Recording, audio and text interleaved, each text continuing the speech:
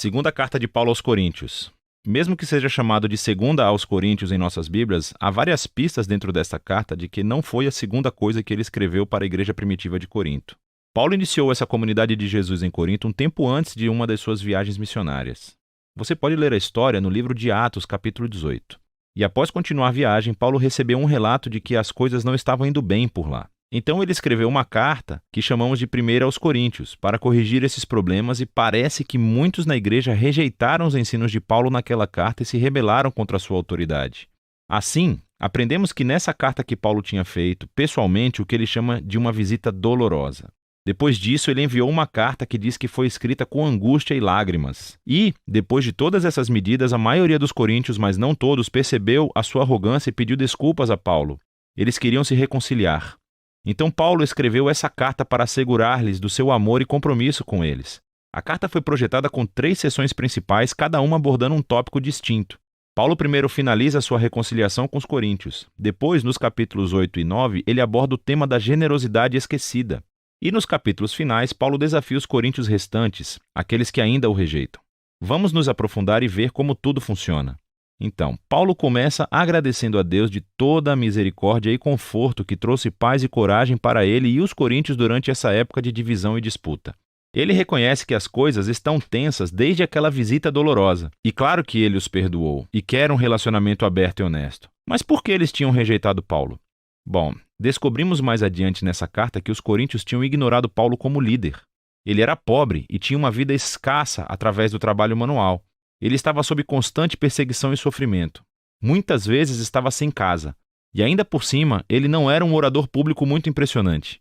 Assim, quando os coríntios foram expostos a outros líderes cristãos mais ricos e impressionantes, começaram a desconsiderar Paulo. Na verdade, estavam com vergonha dele. Então, Paulo responde primeiro mostrando que a importância dada a esses líderes simplesmente por causa de sua riqueza e eloquência é uma traição a Jesus. Isso mostra um sistema de valores totalmente distorcido. A verdadeira liderança cristã, diz Paulo, não se trata de status ou autopromoção. Paulo descreve a si mesmo e aos outros apóstolos como escravos cativos do Rei Jesus que os conduz em direção a uma procissão de triunfo. O trabalho de Paulo não é impressionar outros, mas sim apontar as pessoas para aquele que é impressionante, Jesus.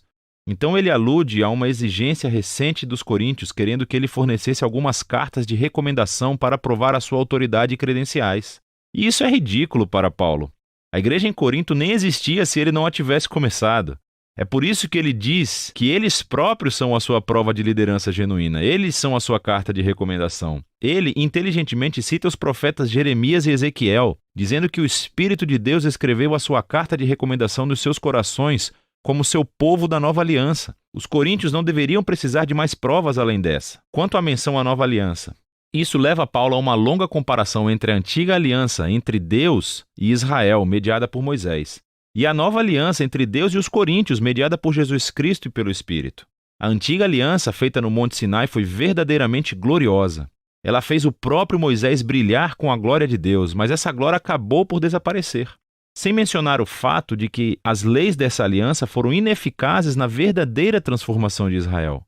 Mas a nova aliança, por comparação, é ainda mais gloriosa, porque o Jesus ressuscitado é a própria glória de Deus e vive para sempre. E é esse o seu Espírito que agora está transformando as pessoas para serem mais fiéis, assim como o próprio Jesus.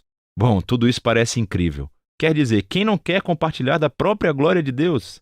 Mas Paulo continua a mostrar como o paradoxo da cruz inverte as ideias dos coríntios sobre glória e sucesso. Afinal de contas, a exaltação gloriosa de Jesus como rei aconteceu através do seu sofrimento, execução e morte. Na cruz, Jesus revelou a salvação de Deus, morreu pelos pecados do mundo para reconciliar as pessoas com Deus. Mas a cruz faz ainda mais, revela o caráter de Deus. Ele é um ser de amor incondicional, que sofre e que busca o bem-estar dos outros. A cruz também revela um novo modo de vida através da cruz. E o objetivo de Paulo é que a sua vida e ministério imitem a cruz. Assim, embora sua carreira apostólica tenha sido marcada pela humildade, sofrimento, pela pobreza, tudo isso foi para servir aos coríntios. E assim, quando desaprovam a pobreza e sofrimento de Paulo, desaprovam também a Jesus.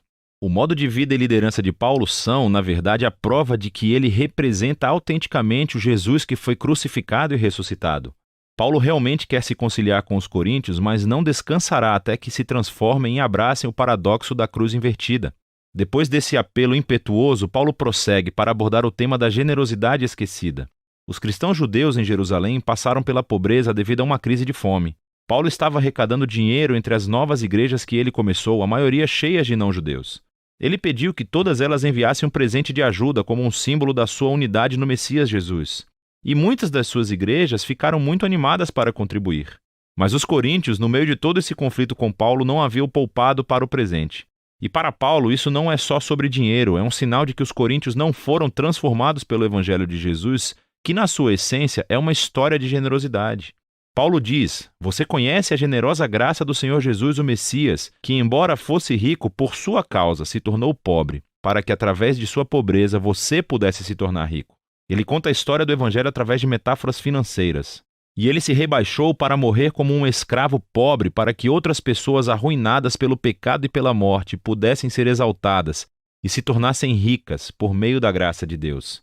Ser um cristão é permitir que essa história entre profundamente em sua mente e em seu coração, e é deixar que ela o transforme em alguém mais generoso, mais disposto a partilhar a sua vida e os seus recursos para auxiliar o próximo. Na seção final da carta, Paulo chama a atenção à principal fonte de seu conflito com os coríntios, aquele espantoso grupo de líderes que ele, de maneira sarcástica, denomina de superapóstolos. Então, eles vieram a Corinto, se autopromovendo e falando mal de Paulo, minando-o como um líder pobre sem qualquer sucesso. E correndo o risco de soar como uma pessoa que deseja se autopromover, Paulo disse: esses caras realmente desejam comparar qualificações? Ele não tem medo de enfrentá-los. Eles são especialistas na Bíblia judaica? Bem, Paulo também é. Ele era um fariseu, pelo amor de Deus. Ele memorizou toda a Bíblia. Eles desejam se gabar dos seus conhecimentos superiores sobre Jesus? Na verdade, Paulo já viu e andou ao lado de Jesus ressuscitado. Ele realmente teve visões da sala do trono celestial de Jesus. Contudo, o mais importante é que Paulo dedicou toda a sua vida à missão de Jesus. Ele sacrificou seu conforto e estabilidade e nunca pediu dinheiro aos coríntios. Ao contrário dos superapóstolos que cobravam muito, Paulo trabalhava para o seu próprio sustento. No entanto, Paulo diz que ele se recusa a se gabar dessas proezas, pois não são as coisas mais importantes como cristão. Em vez disso, ele irá se gabar de como ele é fraco e falho, pois são nessas imperfeições que ele descobre o amor e a misericórdia de Deus. Ou como Jesus disse a Paulo uma vez: a minha graça é suficiente para você, pois meu poder se aperfeiçoa na fraqueza. Paulo conclui a carta com um sóbrio aviso aos coríntios. Eles precisam examinar as suas atitudes e o seu desprezo por Paulo, pelo modo de vida dele e o amor deles por esses superapóstolos. Tudo isso demonstra que eles não compreenderam a essência de quem Jesus é. Eles não vivem como seguidores transformados de Jesus e, por isso, Paulo os convida mais uma vez a serem humildes diante do amor de Jesus. A segunda carta aos Coríntios nos dá uma perspectiva sobre a vida de Paulo e sobre o paradoxo que a cruz de Jesus estabelece perante nós. A cruz desafia os nossos valores, as nossas maneiras de ver o mundo. Nós valorizamos o sucesso, a educação, a riqueza, mas Deus valoriza a humildade e a fraqueza, pois o seu amor e poder ficaram conhecidos através do sofrimento, da morte e ressurreição de Jesus. A cruz também desencadeia o poder transformador e a presença do Espírito para capacitar os seguidores de Jesus a assumirem um modo de vida cruciforme e torná-lo o seu próprio. E é de tudo isso que se trata a segunda carta aos Coríntios.